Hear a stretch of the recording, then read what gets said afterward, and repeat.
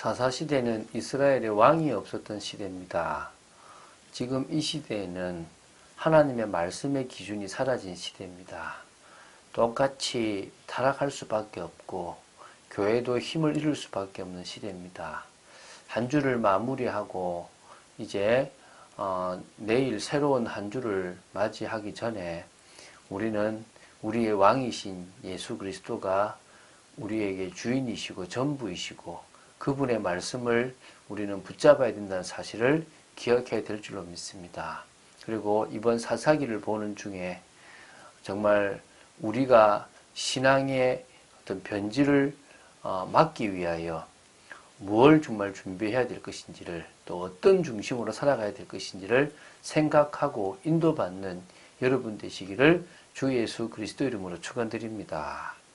자, 오늘은 사사기 1장 1절부터 10절 말씀을 보도록 하겠습니다. 7절까지 봐도 되고 8절부터 읽어도 되는데 내용상에는 조금 이렇게 20절까지 다 보면 최고 좋은데요. 그까지를 보기 너무 길기 때문에 오늘은 10절까지만 보도록 하겠습니다. 자, 먼저 지금 생각할 게 우리 지금 서론부를 지금 보고 있습니다. 이번엔 다 읽고 이러려고 하진 않습니다. 조금 간단하게만 읽고 시작하고 할 것이니까 먼저 읽기 전에 좀 생각해 보시기 바랍니다. 서론부는 사사기 1장 1절부터 3장 6절까지를 서론부라고 말할 수 있습니다. 다시 말하면 사사 시대가 열리게 된 어떤 배경을 밝히고 있습니다. 여호수아가 죽고 난 이후에 이스라엘이 쇠퇴하게 된 이유를 두 가지로 밝히고 있습니다. 다시 말하면 가나안 땅에 있는 7족속 31명의 왕들, 그 있는 모든 주민들을 전부 완전하게 정복하지 못하고 불완전한 정복을 하게 되므로 그들의 영향을 받게 되었다는 것입니다. 그래서 두 번째, 신앙의 변질이 일어났습니다. 이 두 가지 측면으로 말미암아 이스라엘은 결국은 쇠퇴할 수밖에 없었습니다. 그 부분을 이제 며칠에 거쳐서 볼 건데, 오늘은 1절부터 10절까지를 볼 것입니다.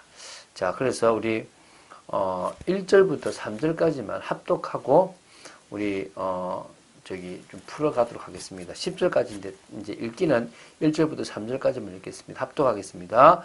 여호수아가 죽은 후에 이스라엘 자손이 여호와께 여쭈어 이르되 우리 가운데 누가 먼저 올라가서 가나안 족속과 싸우리까?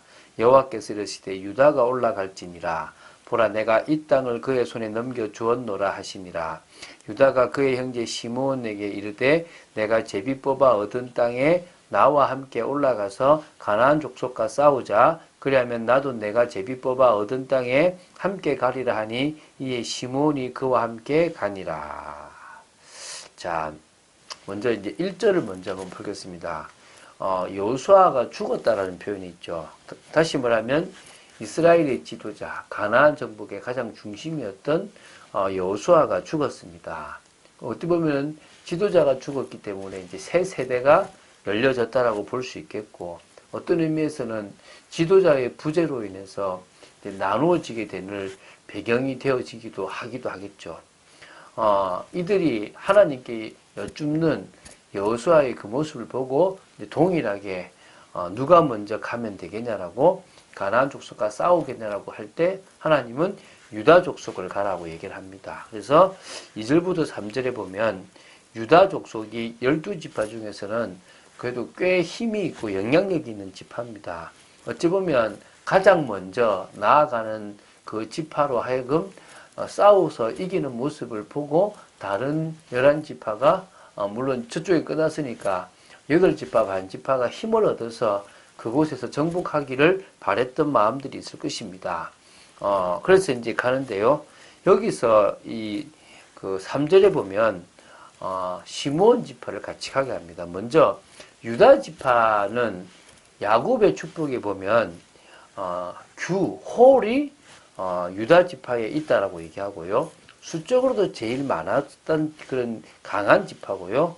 가나안 정탐을 한 이후에도 믿음의 고백을 여호수아와 같이 했던 갈렙이 족장으로 있었던 지파였습니다. 그래서 어떤 의미에서는 뭐 대표 지파라고 볼 수는 없지만 축복을 받고 또 하나님의 은혜가 있는 그 지파라고 볼 수 있겠죠.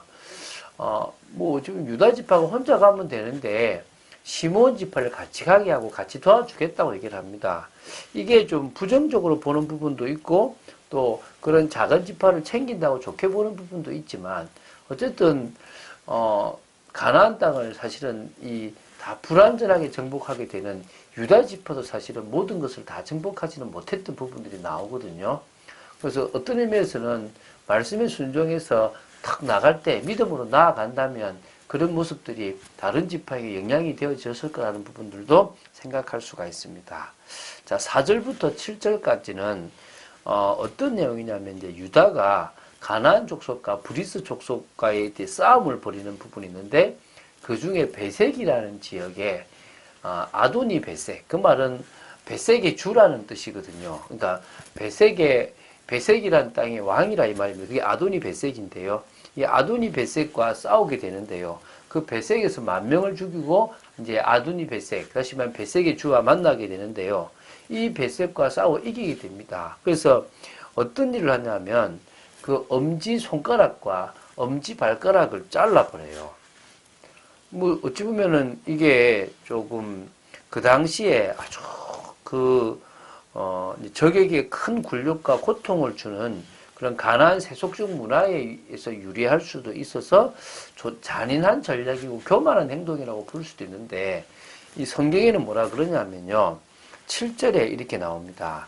아도니 베색이 이르되 옛적에 70명의 왕들이 그들의 엄지 손가락과 엄지 발가락이 잘리고 내 상 아래에서 먹을 것을 줍더니 하나님이 내가 행한 대로 내게 갚으심이로다 하니라. 우리가 그를 끌고 예루살렘에 이르렀더니 그가 거기서 죽었더라. 이게 나옵니다. 다시 말하면 악한 자를 심판하시는데 어쩌면 눈에는 눈, 이에는 이, 귀에는 귀라는 것처럼 그가요 70명이 꼭 진짜 70명인지 모르겠지만 자기가 정복했던 그 왕들의 엄지손가락과 엄지발가락을 잘랐어요.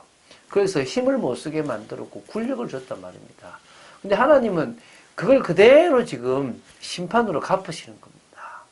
여러분, 우리가 인생을 살아가는데 악한 삶을 살지 마시길 바라고 악을 악으로 갚지 마시고 누가 여러분에게 악을 행할 때 선으로 악을 이기게 되는 여러분 되시기 바랍니다. 왜? 그 악한 행동을 하나님은 반드시 갚으시는 겁니다. 이 아도니 베색에게 행했던 그 행동들을 그대로 하게 하시는 겁니다. 바로 그 아도니 베색이 했던 행동대로 그가 당하는 것입니다. 이제 8절부터 10절까지를 볼 건데요. 유다 자손에 대한 이야기입니다. 이제 유다 자손에 대한 이야기가 뒤에 11절부터 20절까지도 나오는데요. 요 앞에서는 그냥 좀 간단하게 유다 자손이 예루살렘을 쳤다는 것이고요. 그래서 그 성을 불살랐다는 것인데, 이 예루살렘 성은 여부수 족속이 있는데, 이 여부수족이 있는 여기를 사실은 완전 멸하지는 못했습니다. 일부가 남아가지고 그것을 다윗 왕이 완전히 이렇게 정복하게 돼서 다윗성이라고 하게 되는데 그 중에 지금 그 일부를 빼고 대부분의 예루살렘을 이렇게 점령했다라고 보시면 될 것 같고요. 그리고 점점 남방으로 내려가서 이제 싸워서 남방 전체를 이제 정복했다는 부분들이 나오고 그 중에 헤브론 이게 이제 기랏 아르바라는 데를 공격해서 그곳을 차지하게 되는 부분까지도 나오게 됩니다. 자, 그래서 이제 다음 주 월요일에 그 중에 갈렙이 자신의 딸을 이렇게 그 정복과 더불어 자신의 딸을 주게 되는 부분들이 나오고 그 때문에 정복에 나섰던 사람이 온니엘이고 이 온니엘이 최초의 사사가 되는 부분은 이제 또 이제 보게 되는데요. 이제 이어서 계속적으로 이제 그런 부분들을 보면서 또 하나님의 음성을 듣도록 하겠습니다. 자, 이렇게 제가 결론 맺어 볼게요. 사사기를 통해서 첫 번째 볼 것은 여호수아 시대를 이어서 그 다음 시대가 사사 시대가 되는 것입니다. 하나님은 모세를 이어서 여호수아를 세웠고요. 여호수아 뒤에는 당신이 왕이 되었는데 당신이 왕이라는 사실을 끝까지 인정하지 않고 인간을 바라보는 그들은 인간을 통해서 뭔가를 하려고 하다 보니까 결국 하나님은 그 위기의 시대에 사사를 보내게 되고요. 또 평안해지고 온전해지면 다 잊어버리고 세상적인 것을 찾게 되는 것입니다.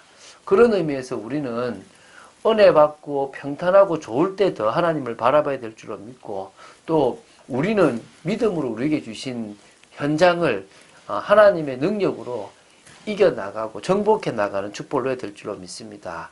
한 주간 동안 악한 자를 심판하시는 하나님에 대한 말씀을 우리가 나눴습니다. 저는 이 간증을, 또 이 메시지를 여러 사람들에게 줄 수 있는 은혜가 있었습니다. 이번 주간에 정말 이 메시지를 저에게 주셨다는 것들을 느끼게 되고, 제가 싸우지 않고 정말 믿음의 고백들을 하고 온전한 믿음으로 나아가고 오히려 영적인 사단을 꺾어 나갈 수 있게 하심을 감사하고, 더 나아가서 원수까지도 품을 수 있는 은혜 주심을 감사하더라고요. 그럴 때 하나님은 우리 현장, 특히 황금어장과 같은 축복된 현장까지도 살릴 수 있는 그런 은혜를 허락하실 줄로 믿습니다. 내일 주일입니다. 오늘 말씀 속에 들어가기 위하여, 은혜 속에 들어가기 위하여 여러분들이 받은 응답과 지금 당한 문제들에 대해서 고민해보고 던져보는 여러분 되시기를 주 예수 그리스도 이름으로 축원드립니다. 주는 그리스도시요 살아계신 하나님의 아들이심을 고백합니다. 끝까지 말씀 따라 인도받는 축복 속에 있기를 간절히 소원합니다.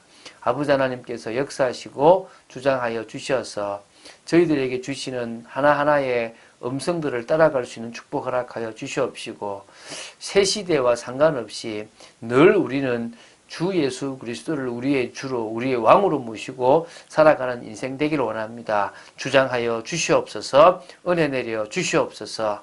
저희들에게 주신 그 땅을 믿음으로 차지할 만큼 저희들이 믿음의 사람으로 서게 되기를 간절히 소원합니다. 주 예수 그리스도 이름으로 기도드립니다. 아멘.